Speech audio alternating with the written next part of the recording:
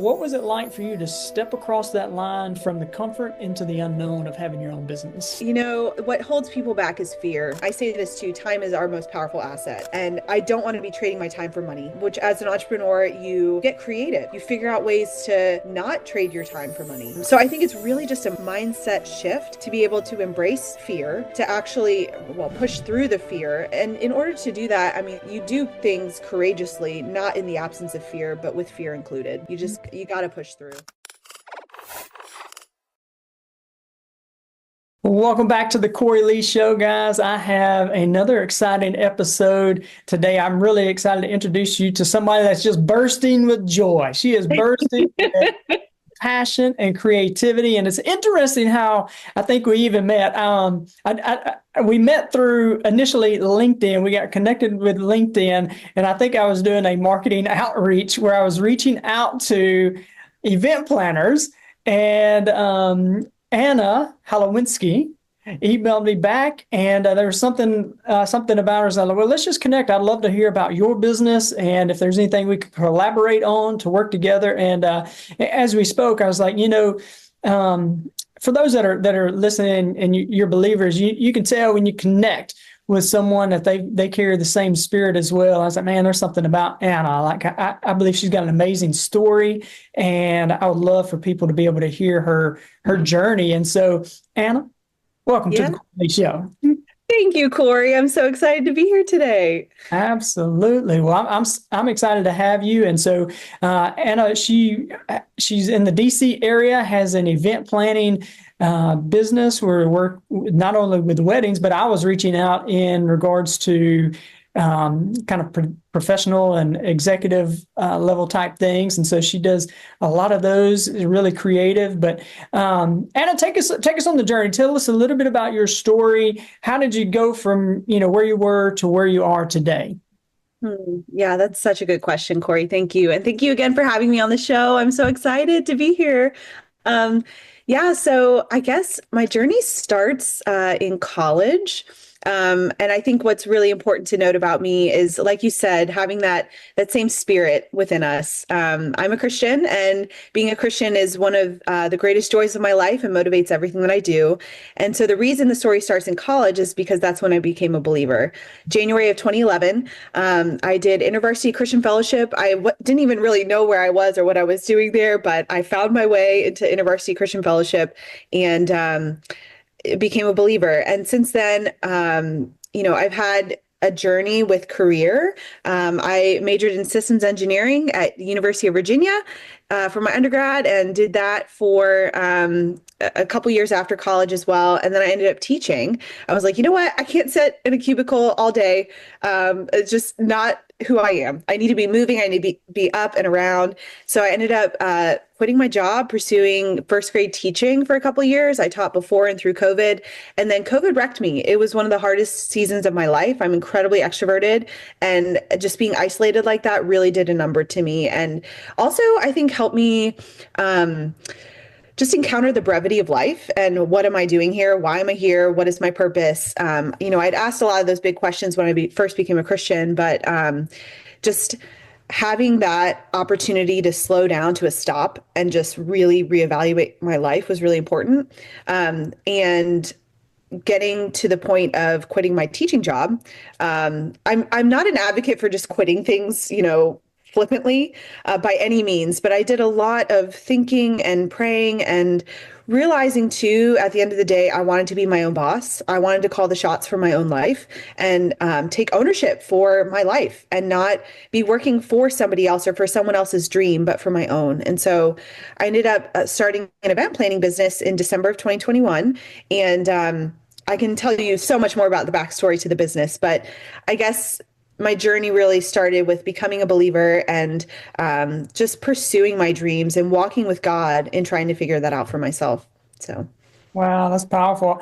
yeah, thanks. There's a couple things in there you said that's really interesting. You said you started asking the big questions of what's my purpose and what am I here for? Those are big questions that a lot of people are asking. I mean, I would love to hear your journey with that. Like, I know you said once you became a believer, you started asking those questions, and like, I just feel like it'd be very helpful for people who are listening that may be asking those same kind of questions. And so, you may still be trying to figure that out in those, but I would love to hear your journey with digging into that question. Yeah, that is such a good question, Cory. Thank you. Yeah, so in high school, actually, I had a bit of an existential crisis. I mean, I was 17 years old, but I've always been a very deep person and I've thought very deeply about things. And so I could be 17 years old and have an existential crisis. Um, but I was like, what is the purpose of life? Why am I here? I'm just going to go to college, get a job, get married, have kids, become a grandma someday, and then I die. Like, what's the point of all that? There's got to be something more. Yeah. And honestly, my encounter with the brevity of life through COVID and just in that being one example of it, but also just encountering death, like embracing it, being like, okay, what is that? That has been something that's very important in addressing your purpose because life here is short. I believe that we're here on borrowed time in a lot of ways. We're not guaranteed tomorrow. So, what am I going to do with the time that I have? And so, when I ask myself my purpose, a lot of it comes down to that of what am I going to do with the time that I have here on earth? Because I don't know how long that's going to be. And I want to be doing something that really matters to me. Because at the end of the day, like I've said before, it's my life. Like I get to call the shots for my life as an entrepreneur. And I cannot tell you how freeing that is to be in that kind of space. So, Yeah. yeah, hopefully that answers your question. No, that's really good. I posed the question the other day. It was a few weeks ago on social media about let's just say you knew today was your last day, right? How would you Mm, spend it? Who would you spend it with? What are some of the things that you would do, and maybe what are the things you would stop doing? I think mhm. when you think about it the way you did, it causes us to dig a little bit deeper and to search for that. I think that's really powerful. I would love to go into that moment you made the decision to go into your own business because it sounds to me like you were working for somebody else. And I Yeah. love the way you said it. I can either help build my own dream or I can help build somebody else's dream. That's kind of something like what you said. Yep.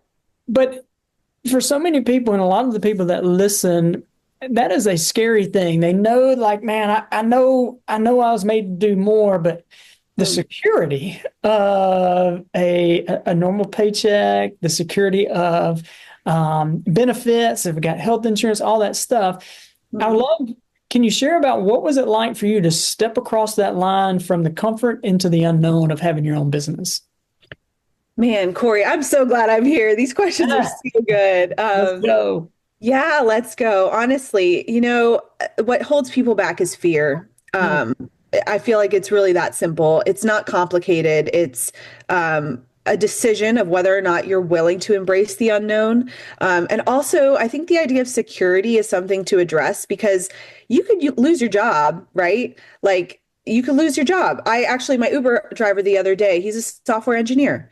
And I was like, my goodness, not to like say anything's wrong with being an Uber driver, but he was like, I need to do something. Like I'm trying to make ends meet. And so I think there's just there's something to be said about security and what does that actually look like for us? Because, yes, you could have the stable paycheck stable, right? But you never know what could happen. And so I think arguably uncertainty exists in any area of your life. It doesn't need to be just for entrepreneurs that there's uncertainty. There's uncertainty for people who are employees as well. And I had an analogy once or an image once that someone told me. They said, imagine you have a blank check in front of you, just a blank check. What are you going to do with it? If you have an employee mindset, you think, okay, maybe this is the cap, this is the ceiling, this is what I'm worth or my time is worth, right? But as an entrepreneur, you look at that and you're like, the sky's the limit. Like, I have access to all of these resources and, time. I say this too, time is our most powerful asset. And I don't want to be trading my time for money, which as an entrepreneur, you get creative. You figure out ways to not trade your time for money. So I think it's really just a mindset shift. To be able to embrace fear, to actually push through the fear, and in order to do that, I mean, a lot of times I hear people talk about courage. You do things courageously, not in the absence of fear, but with fear included. You got to push through. And there's risk in life too, right? Wherever you are, whatever you're doing. And you have to weigh, I think, the trade-off of calling the shots for your own life or having someone else do that for you. Ooh, watch out now. That's good stuff. I love what you said there. Like the security aspect, is it really secure? Is that really secure? It sounds secure in the moment, but anything could happen, like you said. Anything can happen. That's right. I was talking to a friend of mine. Actually, she was on the podcast and she said something one time. She was talking about opening up her own business and she was talking about all the what ifs. What if this and what if that and what if this? And she noticed that all of her what ifs were negative. Mm. Kind of like what you were saying. She's like, well, if I change my perspective, what if this did happen? Like, what if this good thing can happen? That's kind of what you're saying is I like that. Totally. Rather than thinking about everything that could go wrong in the situation, think about everything that could go right. And I Yeah. think it really is a mindset shift. And for me, the first year of business, I didn't make a lot of business. I was really just crafting my story, understanding what I was doing, why I was doing it, and doing the mindset work. Like I had to actually ask myself the hard questions of, am I capable of this? Do I have what it takes? Am I enough? Like even conversations around that with myself were really important to have. But you have to get through that. If you want to be a successful business owner, you have to get to the point of believing that you can. Because if you don't believe it, I mean, other people might believe it for a time, but you have to be the one to really believe it and own it. Yeah, yeah, I love that. And you mentioned even before we started recording about the mindset stuff, and that's exactly it. Can you go into that a little bit more of how you've seen that either help or limit yourself or limit other business owners? I'd love for you to dive into that some more. Totally. Yes. The first word that comes to my mind is confidence. I feel like when you are really embracing a growth mindset, you have a positive outlook on life, you grow in confidence Yeah. and you grow in, I want to say like stature, like posture, like how you carry yourself. You're able to carry yourself in a way that communicates confidence, that communicates decisiveness. I have what it takes. I can do this. And people want to do business with you when you carry yourself that way. And mindset is the work that you have to do. It's just necessary work that you have to do if you're going to be a business owner. And I've said this before too, to some of my friends, and I've done some like PowerPoint parties with people and done presentations on entrepreneurship. Like so fun, a concept we could talk about another time. But entrepreneurship equals personal growth was my presentation at this PowerPoint party. Entrepreneurship equals personal growth. If you have areas of your life that are not operating well, your business will expose those things and you either have to address them and fix them or the business will fail. And it is that simple. And so mindset is so intricately connected with that. So Yeah. hopefully that helps. But yes, I mean, mindset is just so important when you're being a business owner because you're just confronted with yourself all the time. And you have to be not resistant to the change that needs to happen, and have a growth mindset so that you can really get through it. Yeah. One of the things we teach in leadership is called the law of the lid, that if you lead anything, you are the lid on that team. It doesn't matter what you lead. If you lead a business, if you lead a small group, if you lead a team or a community group, as the leader, I am the lid on that business. So I have got to grow. And that's kind of what you're talking into. Yeah. Wow, yeah. And honestly, limiting beliefs come into that for me too. Like if I have a limiting belief, whether I see it or not, if I'm the lid for the company, I got to address that, right? Because one of the things we talked about this before the recording started, generational wealth. Like that's a part of my story. That's a part of why I'm in business is because of generational wealth.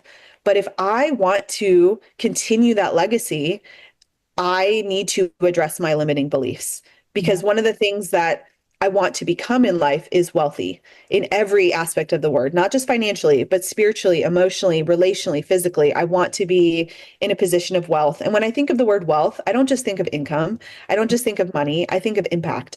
I think of the impact that I'm able to have financially. Of course, I want to be a giver.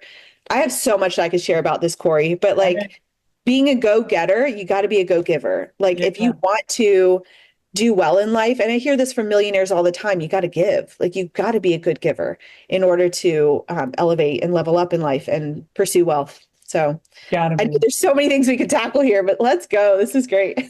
I like it. Hey guys, I hope you are enjoying this episode of the Cory Lee Show. Y'all, I am on a mission to build leaders and to transform culture. So if you're looking for a speaker who speaks directly to the heart, a mentor to come alongside you and your team, or if you're in a position where you're looking for a personal coach who embraces where you are and also believes in who you could become, then I would be honored to walk this path with you.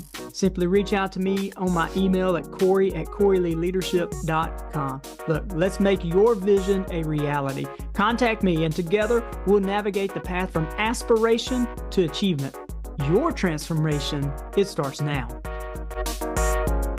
There's something you said earlier too. I just want to make a little bit of comment on. It's you're talking about the way you carry yourself, and it says something about the way you carry yourself. Something I mess with her. I'm kind of messing with her some, but I'm also being very serious as well. If I see him walking with his head down, his shoulders slouched, I say, "Hey, boy, get your head up. Act like you're walking somewhere on purpose." And I even tell myself that if I catch myself, it's like, "Hey, get your shoulders back. Act like you're going somewhere on purpose." And Right. it does speak, carrying yourself with confidence. And so, again, one of the things we talk about in leadership is when the leader lacks confidence, the people lack commitment. Like if you're building a team or if you're leading something, people can tell if you lack the personal confidence. And if you lack that, there's going to be a lack of commitment on those that actually follow. And so I love what you said right there. I want to go into that generational wealth, something because it sounds like that's not just starting with you, or is that a thought that had originated with you, or is there something in your family line that was attached to? Or yeah, I'd love to hear that. Yeah, absolutely. So, the reason I'm in business is because of my grandfather, Mm. and he has a rags to riches story. He was a refugee during World War II. He remembers Hitler coming to power, and Wow. he was from Germany. And he immigrated to the States in his 20s and started.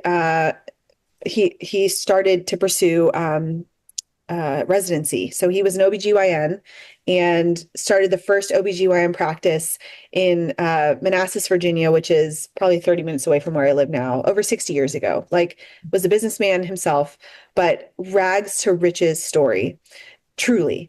And I mean, he was homeless in his 20s. He lived through the war. Like, he had Wow. some crazy stories of what he saw and what he experienced in Germany. And just to put a tangent in this thought of generational wealth, for a man to end his life, he died when he was 93 in October of 2022, Wow.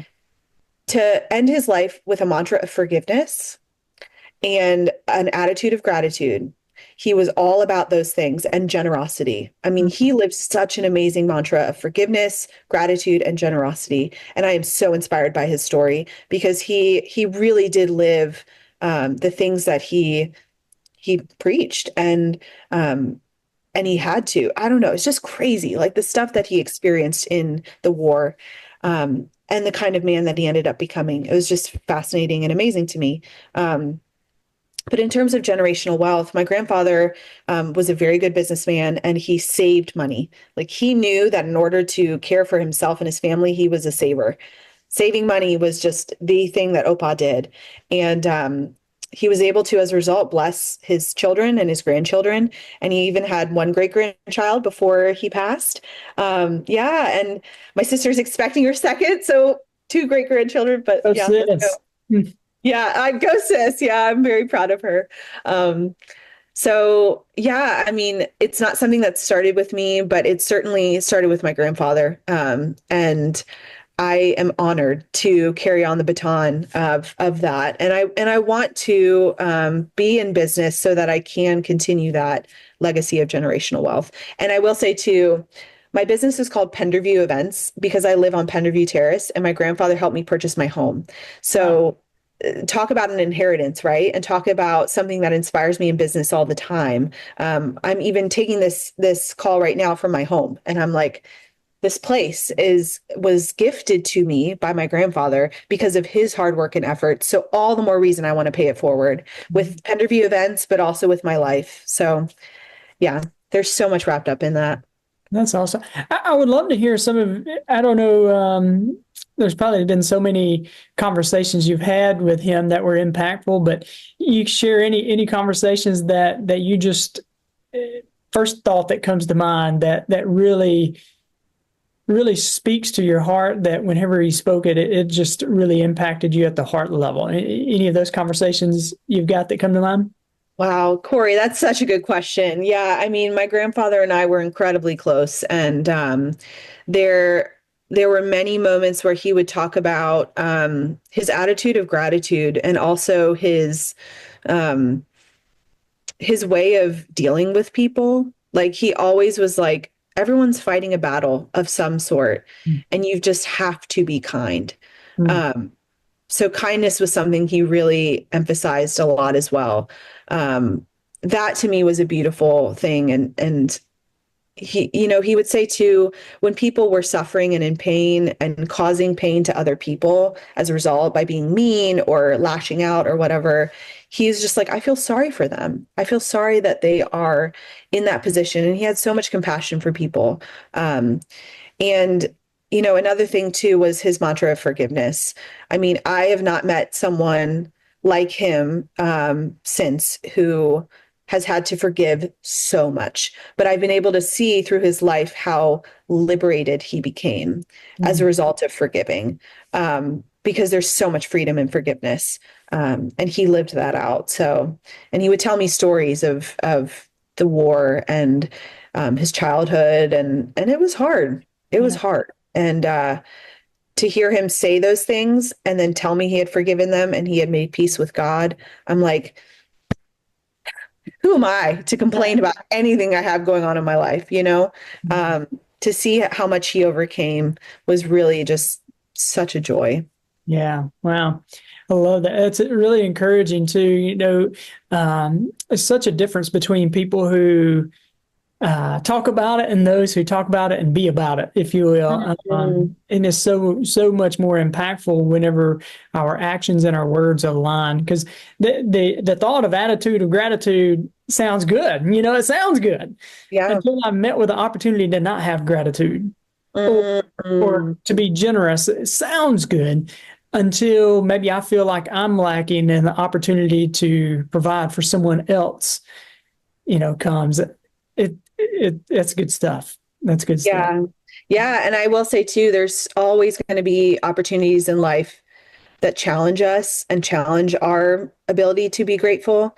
I mean, I think of the verse in First Thessalonians, since I'm a Christian, it's something that guides my life, where God says, or Paul says, God says through Paul, Yeah. rejoice always, pray continually, give thanks in all circumstances, for this is God's will for you in Christ Jesus. So God's will, God's plan is all about prayer, rejoicing, and gratitude. And to give thanks in all circumstances. We're not necessarily giving thanks for the circumstances. Maybe we are. Like some people are able to give thanks for everything. And maybe that's what that verse means. I'm still kind of figuring it out myself. But I mean, every opportunity, there's something that we can find to be thankful for. Um, I mean, another thing too, just to bring it back a little bit to like World War II. There were people in concentration camps in World War II who were thankful for the fleas. Mm. They were thankful for fleas. I don't remember where this story came from. There's a book that I remember my grandfather Corey talking. Ten Boone's talking about that. Yeah. Yes. Yeah. Okay. Yeah, go Okay. for it. Thank Go for you. it. Yeah. Thankful for the fleas. Are you kidding me? These people are in concentration camps and they're thankful for fleas because the guards wouldn't come in so that they could read their Bibles. Yeah. Yeah. Right? Like talk about like a hardcore, desperate, dependent faith where it's just such a matter of perspective. Everything is. And when I think about my life, and I am so blessed. I have a home. I have food on my table. I have clothing. I have a car. I have friends who love me. I have family who loves me. I have so much to be thankful for. Like if I just stop complaining and get outside of the little bubble that I've created for myself, I see how every problem is not insurmountable. Does that make sense? Oh Yeah. yeah. Yeah. Yeah. You can get through anything if you believe you can, and you have God's power and him supporting you. There's no telling what you can do. And I really believe too that all things are possible with God. Mm. And that has been a mantra for my life as well, and how I run my business and how I do life. Yeah. So So good. I'm just kind of laughing because I think for the listeners, I think they've met the female version of Cory Lee. I think is what they've met. oh, But yeah, I'm with you, man. let's go. Yeah, 100%. I've got one last question for you there, and it's more in the business world. I would love to hear. So you've been operating in your business for a few years now. How do you like? Because at the recording this, it's in January of 2025, and so a lot this time of year, a lot of people are thinking about goals, and so no matter when you're really listening to this, growth is something you want to be thinking about. How do you like? What is your process for goal setting or making like? Never want to get complacent, and so Right. being grateful for all the things that you've done, but how do you keep that tension of not being complacent but being grateful and still shooting for the impossible at the same time? I love it. That's such a good question. Yeah. I mean, the first thing that comes to my mind is mentorship, knowing that I can't do it alone. Like Yeah. I need the support of a mentor, of someone who's gone before me, who's actually hit the goals that I'm striving for, and can show me the way. It's an investment, but it's worth it. Like I have a business coach right now, and he's a Christian as well. And so we just are very like-minded, in business and life. And so, he has the tools, and I'm using the tools that he's giving me to create those goals, and to aim for them and to make them measurable too, right? Like I don't know what the acronym stands for, but the SMART goals, the ones that are measurable and achievable and all those things. Yeah. Yeah. But yeah, and then also, having those things in front of me all the time is really important. I actually have on my desk right now, my list of goals for the year. Like I can see them, and I'm like, it's right there in front of me. So that way I'm holding myself accountable to it too. And when I think of the word like accountability, it's an account of your ability. So you want to see like Oh, my phrase. Oh, that is so good. I told what you you're guys you capable listen of. to the female version of Cory Lee. No, go for Let's it. go. We should do this again. Yeah, there you go. I didn't mean to cut you off. Keep going. I No, messed up. that's okay. That was pretty much it. Yeah. Yeah, no, that's so funny. I tell our men's group all the time, accountability it's an account for your ability, not your inability. Yeah, That's right. That's right. Yeah, and that's important too. I mean, that's a huge part of goal setting too, is holding yourself accountable to it. But again, why I think mentorship is the first thing I mentioned is because you need someone else sometimes to hold you accountable to those things too. We're not meant to do this alone. So that's really good. And really, really good reminder of, I like this, what you said, because mentorship is very powerful. Having someone that has gone before you, they see more, they see before, because they've kind of journeyed that path a little bit more, and they can impart some of that to you. It's so good. And so, and you've added a ton of value, and I know that you're making an impact in DC, and you're doing big things with your business. If somebody wanted to reach out to you and it's like, I would love to know more about your business. I would love to know, hey, would you mentor me? I don't know if you have a coaching program, but how would people connect with you? That's a great question. Thank you so much. Instagram is a great way to connect with us. Penderview Events, Penderview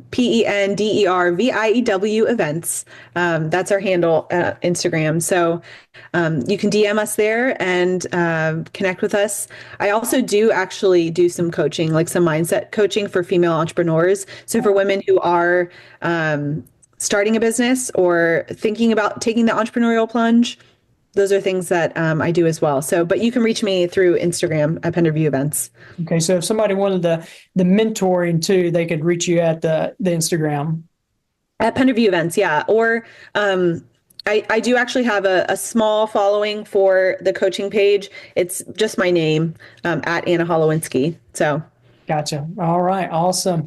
Well, Anna, truly appreciate you coming on. You've added a ton of value, and I know you have inspired the people that are listening. I hope you're encouraged today. I love the biggest thing I've taken from our conversation is the perspective shift. Can I shift my perspective? And so thank you for coming on. Thank you for sharing your story, and thank you for adding value today.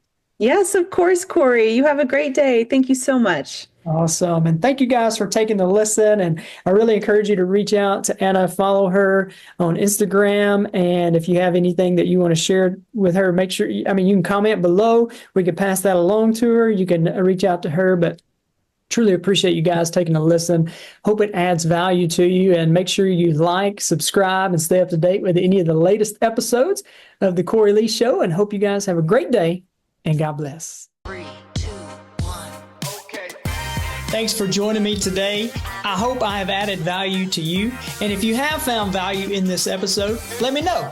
Drop a comment and make sure you share with a friend or family member. See you next episode.